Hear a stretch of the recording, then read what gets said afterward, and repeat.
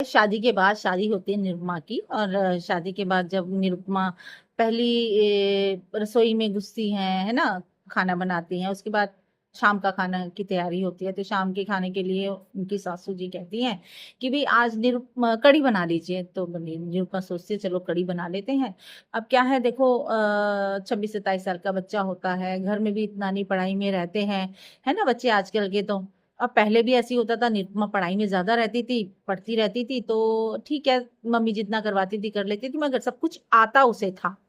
तो अब क्या हुआ कि उनकी सासू जी ने कहा कि भाई कढ़ी बना लो नीरू आज। तो निरुपमा ने कहा ठीक है जी मम्मी, कढ़ी बना लूंगी मैं आज। अब निरुपमा की सास को घूमने की आदत थी, वो क्या ऑर्डर दिया उन्होंने और चली गई जी। उनकी बहन का जो घर था वो नजदीक था, अपने घर बहन के घर में जाके बैठ गई। अब बहन के घर में जाके वो बैठ गई, अब निरुपमा के लिए अब वो कैसे सोचे कहाँ है बेसन, कहाँ है कुछ, कैसे ले। उसने सारे डब्बे देख लिए, अब डब्बे देखे तो उसमें एक डब्बा उसे दिखाई दिया।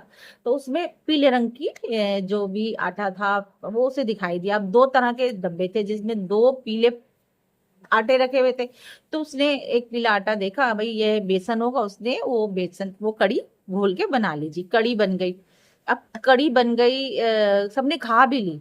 खा ली उसके बाद सारे कहने लगे कि भाई ये जो कड़ी है आज बड़ी अजीब कड़ी बनी है, और कुछ अलग ही इसका स्वाद था। मगर ठीक थी, अच्छी खाने में ठीक थी, मगर स्वाद कुछ अलग था, दरदरी सी बहुत ज्यादा बनी है।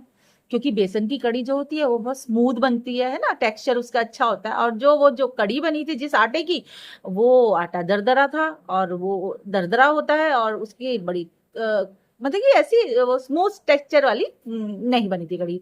तो निरुपमा से उसकी सास ने पूछा कि भाई तुमने बेसन कहाँ से लिया था। तो निरुपमा कहती है कि मैंने रसोई में डब्बा पड़ा था, दो डब्बे पड़े थे, तो एक डब्बे में वो पीले पीले रंग का आटा था, वो उसमें से ही बनाई है। तो उन्होंने कहा चलो लाओ मुझे दिखाओ कौन से डब्बे से लिया था।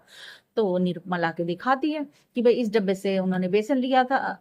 तो वो जब उनकी सास देखती हैं कि भाई ये डब्बा, तो वो निरुपमा से कहती है ये बेसन नहीं है बेटा, ये मक्की का आटा है, तो तुमने मक्की के आटे की कढ़ी बना ली है। तो मतलब कि उस दिन का दिन है।